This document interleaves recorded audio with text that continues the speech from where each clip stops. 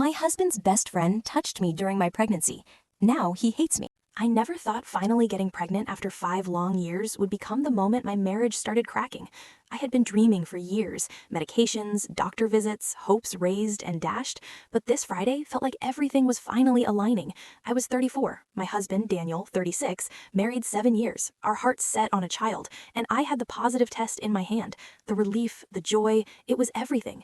I wanted to tell him immediately, to see his eyes light up, to imagine our baby together.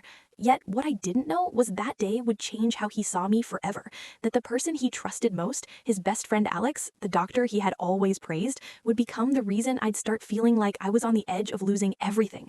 That trust, that safety, that marriage, all shaken by a single decision. I wasn't scheduled for a clinic visit. The nurse I usually saw wasn't available. I had to get checked, just a quick confirmation, when Alex offered, saying it was easy, routine, just to look. I hesitated only for a second, because he was Daniel's best friend, a professional, a doctor. I didn't imagine it could go wrong. And yet, as I stepped into his office, the air felt heavier than it should have, the walls brighter, colder somehow. Alex greeted me with that easy smile, familiar, friendly, too familiar, calling me by the nickname Daniel used, laughing about things only the three of us had shared, leaning in slightly while explaining what he was doing, his hands brushing against mine more than necessary, and I froze, the knot in my stomach tightening, my instincts screaming that this wasn't normal. Yet I forced myself to relax, telling myself it was nothing. He was a doctor. He was my husband's best friend. He had seen patients for years. He was trusted. I let him continue, my voice caught, my heart racing, convinced that as long as I said nothing, nothing could go wrong. I left his office shaking, pretending to myself that everything was fine, that I had overreacted, that it was just nerves.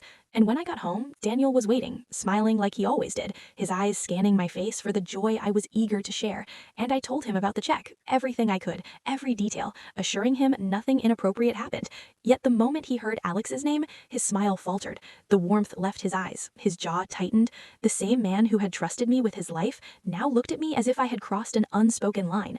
And I realized then that it wasn't about the check itself. It was about loyalty, about trust misplaced, about his unquestioning faith in his best friend, a faith that suddenly outweighed every year, every struggle, every shared dream. Alex, who always analyzed everything, words, actions, even body language, had already told a story to Daniel in his mind before I even opened my mouth, and Daniel chose that story over me, instantly, without hesitation, and I felt my joy, my excitement, the pregnancy I had waited half a decade for, twist into fear, into doubt, into the terrifying realization that my happiness had become a weapon in someone else's narrative. And in that moment, I understood that this pregnancy, the thing I had prayed for so long, would test every bond I had, every ounce of trust, every sense of safety I thought I carried in my marriage, and the day was only beginning. The hours after Daniel's reaction were unbearable. The house felt smaller, colder. I could feel the weight of his gaze even when he wasn't looking directly at me. He went through the motions of asking about dinner, small talk, work, but every word felt like a test, every pause like a judgment, and I couldn't stop replaying the appointment in my head. Every brush of Alex's hand, every laugh too close, every word that had lingered longer than it should. I wanted to tell Daniel to trust me, to believe me, but I knew in my gut that Alex had already done the damage, that the version of events he had painted in Daniel's mind was enough to fracture everything. And I felt panic rising, a sense of isolation I hadn't known before, the joy of being pregnant twisting into anxiety, fear, and heartbreak. Over the next few days, Daniel's distance grew. He spoke less, touched me less, stared at his phone in the evenings, whispering or taking calls I couldn't hear. I tried to ask what was wrong, tried to explain my side again, but every attempt ended with a sigh, a shake of his head, a comment about overreacting, imagining things, projecting stress, and I began to feel invisible in my own home, like the woman he had loved was being erased by someone else's narrative. And every time I thought about Alex, about what he had done, how easily he had inserted himself between my husband and me, I felt my chest tighten, my hands tremble, my joy shrinking. Then came the moment that broke something in me completely. I ran into a neighbor at the grocery store. She looked at me with hesitation, whispered that she was sorry for what I was going through. I asked what she meant, and she told me that Daniel had been telling people I was unstable, paranoid, making things up, that I had accused his best friend of misconduct without cause. And in that instant, I realized Alex had not only manipulated Daniel, he had created a story that painted me as the villain, and the man who was supposed to protect me had chosen to believe him, had chosen to see me as a threat instead of the wife he promised to love, to trust, to protect. I confronted Daniel that night, voice shaking, tears threatening, demanding why he hadn't even asked for my side, why he would let Alex's words outweigh years of shared life. He didn't answer, only said that perhaps I should understand his position, that he was trying to protect everyone involved, protect his best friend, protect himself. And I realized then that this was no longer about a misunderstanding, no longer about loyalty and friendship. It was about control, about fear.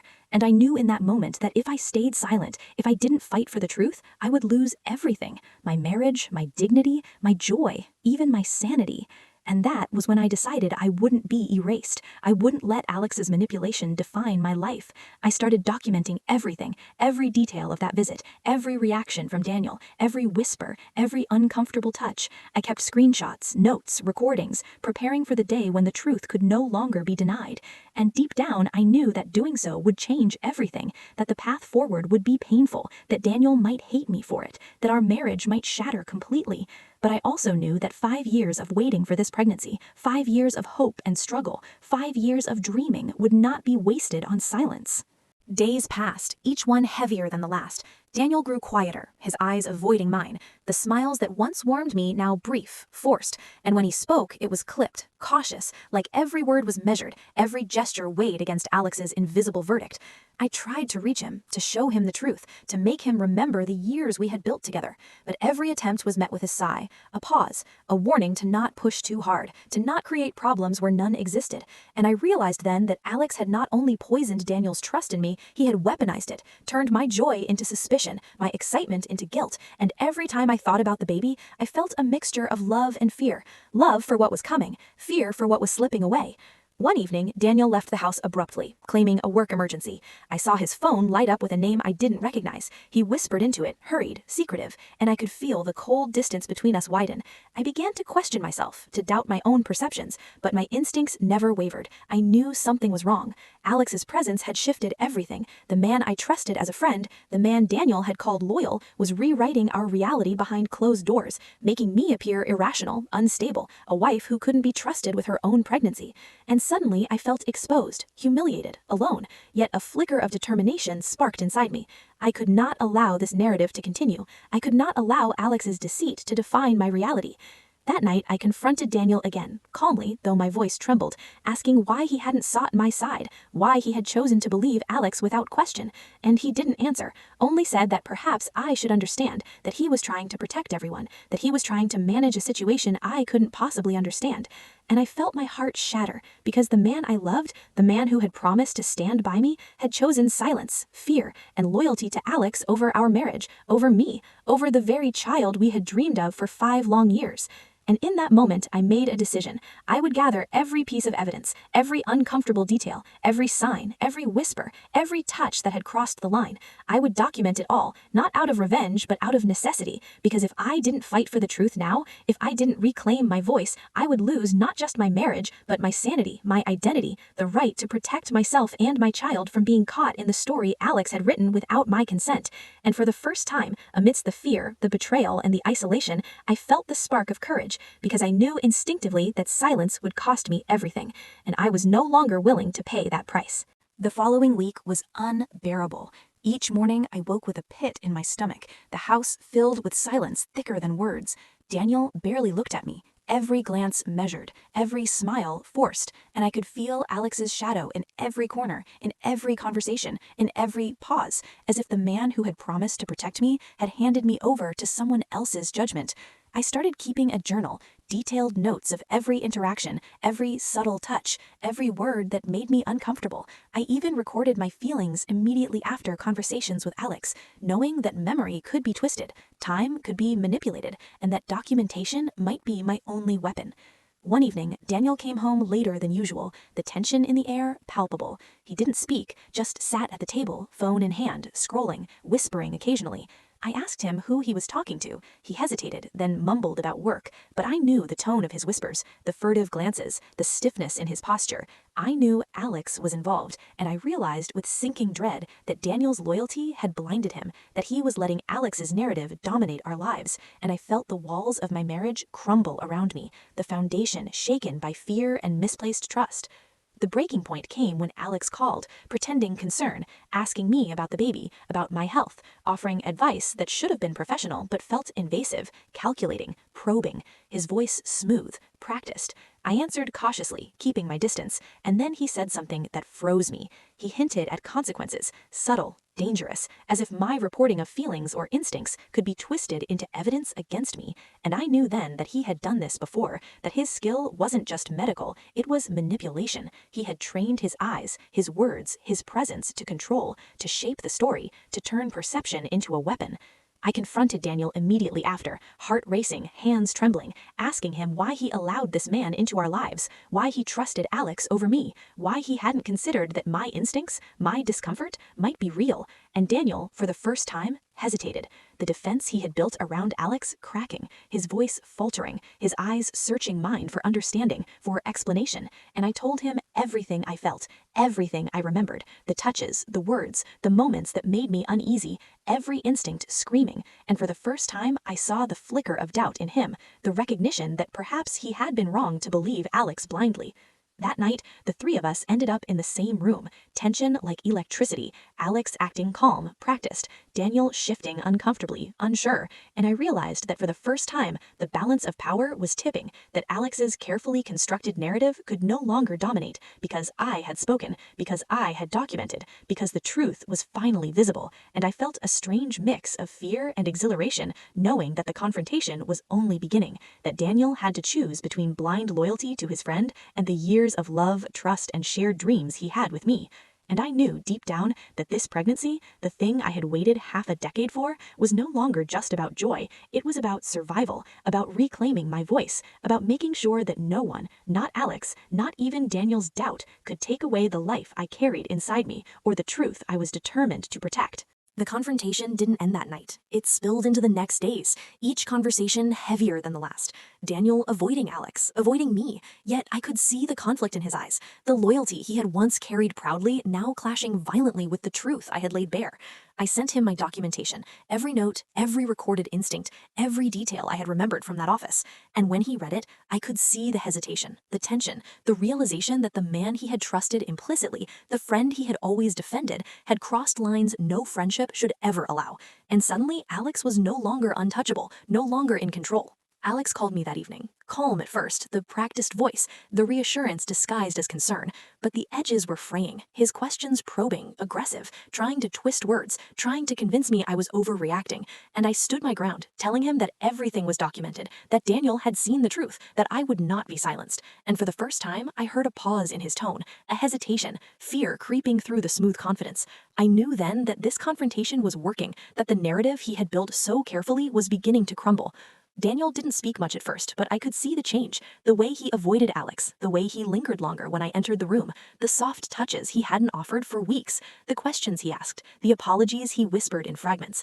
And I realized he was processing, weighing the evidence, recognizing his own blind spots. And I felt a cautious hope that perhaps he would finally choose the marriage, the trust, the family we had dreamed of, over a friendship that had become dangerous, toxic, manipulative. The tipping point came when Alex tried to meet me alone under the guise of checking on my health, and I refused, calmly, firmly, and Daniel intervened, his voice sharp, protective. The first time in weeks I had felt like my husband was truly on my side, standing between me and the man who had tried to rewrite reality, and Alex's reaction told me everything, the smooth confidence cracking into impatience, anger, a subtle threat hidden beneath professionalism. The same man who had once made me feel powerless now faced my voice, Daniel's protection, and the undeniable truth, and I realized in that moment that nothing would ever be the same.